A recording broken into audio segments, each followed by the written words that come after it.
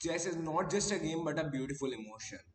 It teaches us how to calculate, how to improve at things, and how to dedicate to it.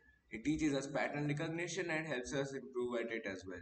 It can be treated as a hobby, as a passion, as a perseverance, or even as a profession if taken as serious as it should be. So first things first, everything is happening between these 64 squares from A1 to H8 as they name it. So there is naming of every square. Like this is like A, B, C, D, E, F, G, G, H. So how is it said? 1, 2, 3, 4, 5, 6, 7, 8. So this is like a Cartesian plane but of chess. How do you say the name of squares?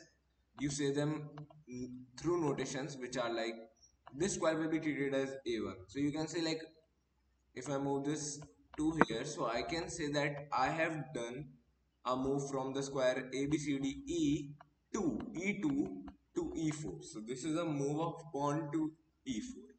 This will be treated as a. This is a way to note those moves down and explain those to others and play a game of chess. So how is it done?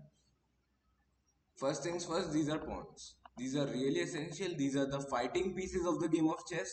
Without these, chess is empty. They protect the king from the very beginning, and this is where the battle begins.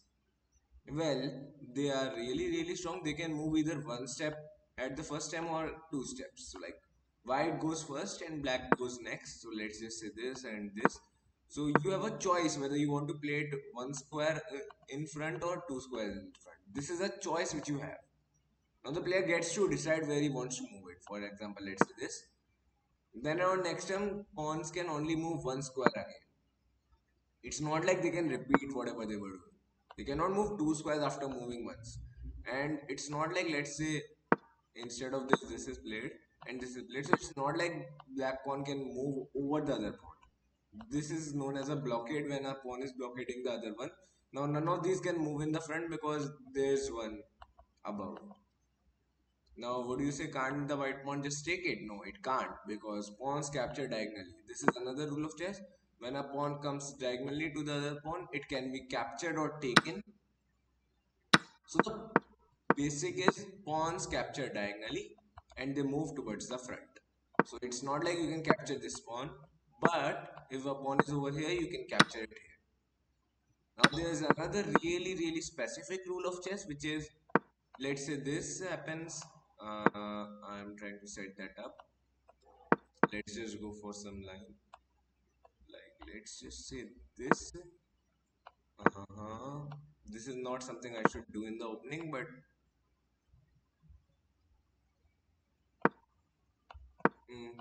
let's just say this and this. So if a pawn gets side by side to a pawn, just one file, either here or here, in one turn by moving two squares, okay? So it can be taken diagonally, which move is known as en passant. It is really tricky. En passant means like to pass over. Like for example, if someone is there, you just cut it. Like let's just go here. So this is a move because pawns capture diagonally and the pawn and you cannot commit it on any other move. You need to commit 10% on the very move it is played, otherwise you cannot play it later on. So you are given a chance to take it back. Next up are pieces. So you need to remember the relative value of each piece so that you know what you are doing in the game. Rook is worth 5 points. This is rook. How does it move? Well, let's just say rook can only move horizontally and vertically, but it cannot step over its own pieces and it can capture any piece in the same manner. For example, let's just say this. So now the black rook can capture the pawn, but you need to know some other things to decide whether it's a good move or a bad move. We'll come later to that, but the point is that a rook can move straight or up, but it cannot bypass pieces. Like you say that rook can't go here. No, rook can't go there because the piece is in between. Or even if an own piece is in between, it cannot move ahead.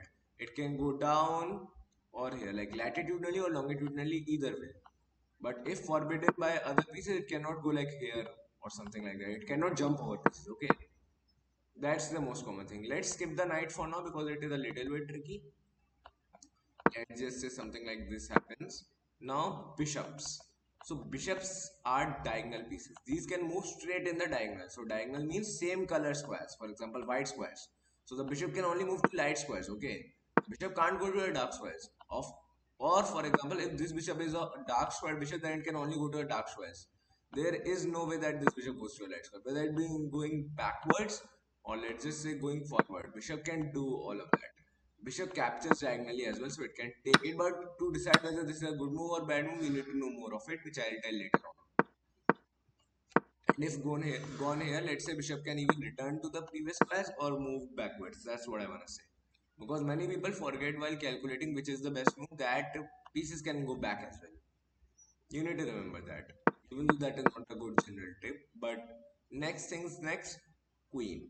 Queen is the most powerful piece of the king game. Now you would say, isn't it the king? No, it isn't. It is the piece you need to protect. It is kind of the weakest piece ever, which you need to defend to your will, like to the very best. Now let's just say how will you do that? Well, the king has to be protected. You have to do it, but before that, let's just get straight to the point. Queen. So queen is a mixture of rook and bishop. Let's just say they are fused together into the queen. So the queen can move diagonally and horizontally at the same time. Let's just say this happens. So the queen can go up, down, capture, but it cannot go across. Like queen cannot take the bishop like this. This it can go here if it wants. Here, like I'm just showing examples. I'm not showing good moves or best moves for now. So it can go anywhere, but it remember white gets only one turn. Then it's black to play. So you cannot just like oh queen here and here in one turn. You can say like oh diagonally then horizontally. No, you get only one chance. Okay. Now the king. So let's just say bomb cloud. This is known as bomb cloud. Something you will know later on. So the king can move in any direction if not in check. What is a check?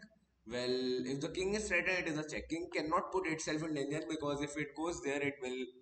This will be the end of the game, and the king which cannot escape checks is lost. That is how the game ends. So the king cannot put itself into a check. If it goes here, pawn can capture it diagonally. So this is not allowed.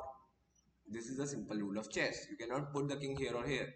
You cannot put the king over your pieces. You can put it here, here, here for now. Let's just say this king can capture pieces as well. But king shouldn't be in the center. King should be safe behind its army with them so that it doesn't get hurt. Let's just say that for now. Now, this was the general guidance. King is worth the most. It is infinitely valuable. Considering as a unit system, pawns are worth only 1 point each, while rooks are worth like 5 points each. So how do you calculate? Well, a rook is mathematically worth 5 points. So that means if you are given a chance for trading a rook for 5 points, it is going to be an equal trade. Knight, let's just come to the knight for now first. Knight is worth 3 points, same as the bishop. Knight and bishop are worth 3 points. How does the knight move? Well, knight moves in an L shape. Two squares to the front or backwards, anyways, but straight, and then one square to the left or the right. So the knight gets to choose, but it can jump over pieces. You notice that this movement pattern follows this square as well, which is controlled, but it can move over pieces as well. Now let's just see this. So the knight can move. It can move anywhere, whether backwards or anywhere, but with practice you will get it. It moves in a L shape, two squares, left and right. So you need to keep track of all the pieces where they can go and what they can do in order to do that. Well, how will you do that? With time you will get practice so that you realize that. And okay, this is a check. How is it a check? Well, the knight attacks the king through a check. A check is a move which threatens the king in some way and the king has to move. If the king can't go or escape in any given pattern, then it's a checkmate. Okay. So how will it escape? Let's just say it goes here. We can pick up the rook.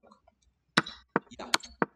So what is it? Whenever you get free material, you should think about it. Is it really free? And if you get it, you can take it like let's just say something like this happens. Then you get this for free. Take it. Why not take it? If you get something for free, just take it for now. Later on, when you will be analyzed in depth, you can understand whether it's a good move or it's a bad move. Whether they have sacrificed something for advantage or not. But let's keep it simple. Knight moves in L shape. So knight is worth 3 points, rook is worth 5 points, bishop is worth 3 points. This is something which will come with practice, but you can learn these points for now. Rook is worth 5 points, pawns are worth 1 point each, knight is worth 3 points, bishop is worth 3 points, bishop, knight, 3 points each, rook is worth 5 points, and the queen is the most valuable piece, 9 points, and king is immeasurable. You can say not defined, or let's just say infinity because you have to save it. Now, how does the game begin? Well, white gets to play first. Let's say they move there. Here, let's just say it's something like, oh, this is something very childish, but nevertheless, let's just go. So the game ends with checkmate. How does it happen? When the king doesn't have any squares to go and it is being attacked or checked by any piece. So the king is being checked by the queen and it cannot move anywhere because it is surrounded by its own pieces. Sometimes it isn't even surrounded but with the defense. Now you could say, oh, the queen can be captured, king can take the queen. No, you need to understand the relativity and the coordination of the pieces as well. The bishop is defending the queen. So if the king were to take the queen, then the bishop would take it. So the game has officially ended here with white winning. It is represented by 1 dash 0 for white to win. If white wins, it is represented as 1 dash 0. Or if black wins, it is represented as 0 dash 1. Or a draw 0.5, 0.5. Well, how is a draw? It can be through mutual agreement. For example, I offer a draw. I can say in between of the game, I offer a draw. If the opponent accepts, the game ends in a draw. That's how the game ends. As a draw. Both players are given half a point. No, how do you understand which move is better? Like, is this better to play? Or is this better to play? Well, let me teach you some principles. The game is divided into three different categories. First is the opening, second is the middle game, and third is the end game. Well, opening generally refers to the first 10 moves of the game. So, what are the first 10 moves of the game? They are supposed to be dedicated towards the center four squares. Opening principles are the principles which are to be followed in the general first 10 moves of the game. They are the things, like they are the rules or the set of rules which allow us to understand which move is better than the other. So what are they? Control the center. When pieces are to be put into maximum efficiency, they have to go to the center. Let's say this knight over here, it controls 1 2 3 squares only, and that too we cannot go over here. But if you move it here, it suddenly becomes a monster. Like it's super powerful. Look at this. 1 2 3 4. It can actually go to 4 squares with controlling possibly 1 2 3 4 more squares if the pieces move from here. So moving pieces towards the center is the best. But how do you do that? Well, the bishop is stuck over here. How will you be able to take it out? Well, for that you need to make space. Let's just say like this. You need to move pawns to open up your piece. Now you would say, how do I escape a queen? Well, you can simply move the pawns. And then like let's just say you can take it out. Queen is the most powerful piece. Why not use it? But in the opening, it is not generally considered a good idea to bring a queen out because it can be attacked quite a lot by other pieces and you won't want to give it up for a knight because a knight is worth 3 points. You won't want to give up a queen for a rook because it is worth 5 points. So it means you cannot just trade the queen for the rook or knight or bishop or any other piece. Like on general terms. While there are multiple things which are really, really collaborative and deep. So first things first, what you need to do is play e4. E4 means pawn to e4. A, B, C, D, E, 1, 2, 3, 4. E4. Why this move? It is the best mathematically speaking of which because the queen gets the most of the activity, the bishop gets opened up as well. So that is how you realize how is a good move. It moves towards the center, it puts two squares in the center which solidifies the control. Now black might choose to play e5 or which is simply e7 to e5. He moves the pawn. Now what do? We move towards the center. We go knight here. And f3, knight to f3. Okay, simply an f3, let's just say for now. Now this knight's move, why do they move? Well, knights before bishops is another opening move. Well, before developing your bishops, you should definitely develop your knights. So instead of that, you would prefer to play knight out, knight out. Now basically, openings are having their own names. Like this is the king's pawn opening, king's knight variation, and some other openings as well. Like let's just say this is the Scotch gambit and other names. You will go into this detailed theory when you are a better player. But for now, let's just analyze what happens. Most players just play like this, or even some develop their bishop. What you should do is simply develop knights before bishops. Okay, at this level you don't need to do anything else. Knight here, let's just say, you don't need to move a piece twice in the opening. You cannot do that. If you do that, you're wasting time. Your opponent can develop another piece. Now there's one other rule which I'll show you in a proper game. Okay, let's just go like this is Italian game. This one was Spanish opening or Rui Lopez if I were to play it. But nevertheless, let's just get here. Now let's just say you are developing. So how will you get your king to safety? Well, apparently in chess there is a really basic rule to get the king into safety. Now just don't go over the details. When between the king and the rook there are two squares, No piece is there and no square is covered by a check. Let's just say if the bishop, if there's a bishop somehow checking the king, you cannot castle it out. So what is castle? Castle basically means when between the king and the rook two squares are empty and you decide to move the king two squares and rook over it. So this is how it happens. Now in over the board chess there is a rule known as the touch to move rule. For example, if you touch the queen, like online we can do it in any way we want, but if when playing on offline chess you touch a piece, then you have to move it. If you put your hand over it, you have to move it. You get to decide which square you drop it to, and if you drop it to a square, it goes there. You cannot change your move later on. So let's just say that for now. And for castling, let me just explain it. It's pretty basic. Both players can castle. What this does is it activates your rook for the future game. It protects your king behind these three pawns, which you don't have to push because your king needs to be safe behind these pawns. And the knight should always remain here, of course. Not always, but the knight defends the king as well. So that's why you castle. You can castle either way. Same rule applies. King goes two steps, and rook goes over it. That is how you castle it out. King is safe, pieces are active. That's how you do it. Well, how do you know if a piece is active? If a piece is used to its maximum efficiency, or it is really helpful or useful in attacking or defending, then that's how you do it. This is the bishop's opening. Well, nevertheless, what do you do? Knights before bishops. How do you know this is a good move? Let's just say you have developed the piece and you are out of the opening. Let me just show you some really common ways.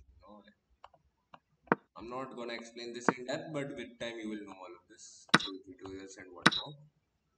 There are channels like Gotham Chess on the YouTube which are really helpful for chess improvement, such as Daniel Naroditsky as well. Chess Brain is a really good channel for beginners. I would recommend Gotham Chess, especially speaking of which you could YouTube. You could search it up on YouTube and learn something from it. Let's just say this is not an opening principle. I would not rather tell you why we played it. So let's say you castle it out and now the opening is over. The opening is generally over after the kings are castled. Now, what is the plan for the middle game? The initial 10 moves are over, let's say. Not 10, but generally 5 to 6 moves is what the opening consists of. Now, what do you do? This is the middle game. This is where you cannot develop. Now, let's just say that black hasn't have had developed his bishop, so let's just somehow maybe just develop the queen. Yeah. So middle game is officially started yet. Has started yet. Now what do?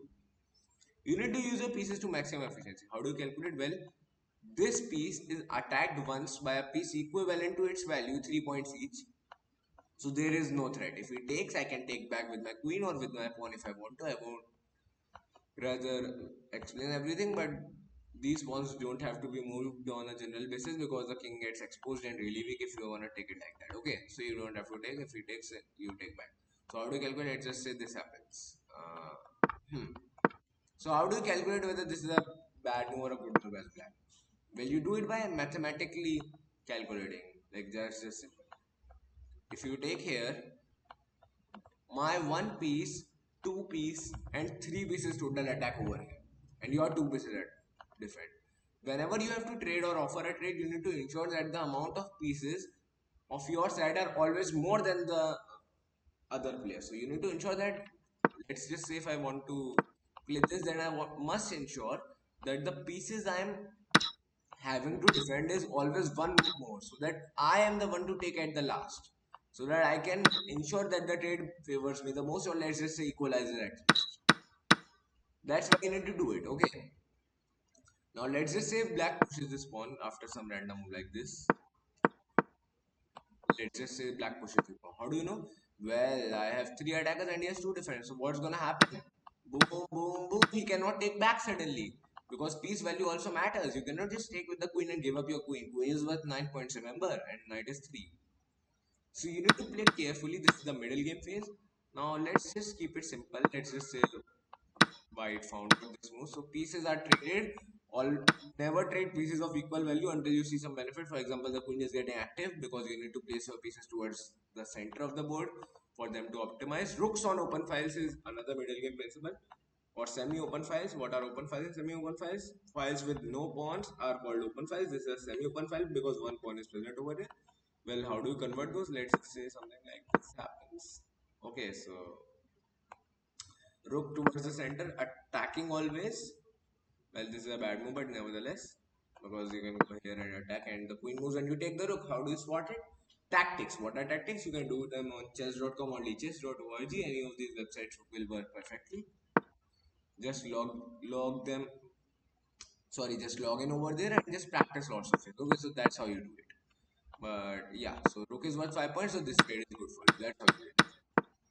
Now let's just say that they move here, like they're trying to open it up, to add it up. You go here, you kick the bishop. Let's just say you trade because it's an equal trade. It doesn't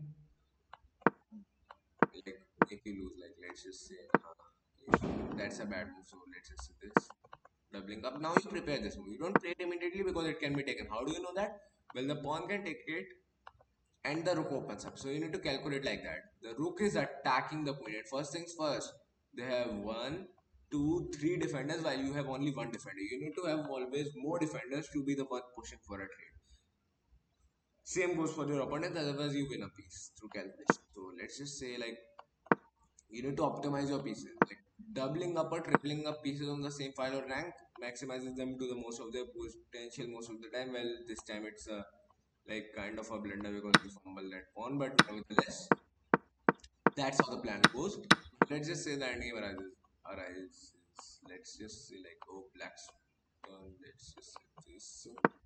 You go here, they take, you go here. I'm just giving a random example how one of your games can go. You never need to trade rooks when they're on open files. You need to always keep challenging them. Otherwise, if you trade them, your opponent is gonna have control over the open file, and whoever has the control on the open file has a clear advantage because of the fact that they are more active, generally speaking. Of which, but material comes first while calculating and takes it. So let's just see what will black do. Like something like this falls to a checkmate because rook takes rook. You cannot take back. Your king is checked. With the rook, this is known as back rank checkmate. This is a really common variation. Well, the one we studied was a Gugu piano game, Gugu pianissimo, Italian four nights variation. You don't need to care about all of that. That's like a stuff which you will never ever know most probably. But nevertheless, I know it because I practice and play chess a lot. Well, so what let's just transpose into endgame. Let's just say black traded, which sorry, my bad. That was a misclick. So let's just say traded. You are trying to attack. Mm-hmm. Mm. Black notices there's a backline threat. You need to be always careful what your opponent is threatening. So they go like here. For example, let's just say black plays a random move. Like let's just say they want to be on this diagonal, so they play like what can a win play? Ah, this. So now you need to be really careful for your opponent's sets. The king can't move because it is stopped by 3 pawns, then queen blocks, and then it's checked. Now what's the end game? Well, you need to maximize your pieces to their best of potential and then activate pieces. Okay, now for now, let's just say they made space for a king. You check they don't want to give up the queen for free because you can just take it. They go here. Now you need to play lots of chess on chess.com and leeches to improve. Let's just say pawns are falling traded. So you need to activate your king in the endgame when let's say pieces are traded. Let's just say somehow I want to get these pieces traded. Let's say a trade happens. So our trade favors the one with most pawns. Let's say for this example, now the pawn gets on the 8th rank. This is the last rule I wanted to explain. The player gets to decide what it wants to promote it into, what he wants to promote it into. Let's say you want a queen, you can make it. You want a knight, you can make it. You want a rook, you can make it. But in the most of the cases, you will make a queen. Why? It's the most powerful piece. It's a 9 points advantage. Why won't you do it? And then how do you end the game? Well, if all the pieces are traded, well, let's just show for an example. You can take all they have. Be careful for stalemate. What is a stalemate? When the king doesn't have any moves and it's his turn to play. That's what stalemate really is. I'm just trying to, let's just say this. You don't want to give up your queen for a pawn, even though you can because you are really dominant. Right now, let's just say they blunder it or somehow. What I wanted to show is that you can just promote two pieces, queens and gives checks. How do you do it? Well, explain that in a better fashion. I'm gonna use my fingers because that's gonna be faster. Let's just say this. The king runs out in the open. Let's just say that. Array, it went back. Sorry for that. But let's just say the king starts running right now. Well, what do you do now? You need to ensure that king always has moves. How can you do that? Well, maybe just cut it off from a file. It will go here. It will almost always have moves. Now you can keep pushing the pawns, and then at one point you will be able to make a queen. When you do so, you need to ensure that the king has moves. Otherwise, the game ends in a draw with statement. Now you need to do this, which is a ladder mate. A ladder mate is like, let's just perform it. It's like a ladder when the two pieces like just start checking here and there, left and right, and that's a checkmate. How do you know it? Well, you need to see whether the king has a move or not, and it is in check as well. So that's checkmate. That's how the game ends. In endgame, you need to basically activate your king and try to gulp all the pawns, and then get an advantage out of it. Well, that's it for now. Thank you for watching. Play more chess on chess.com and leeches, and then you will definitely improve.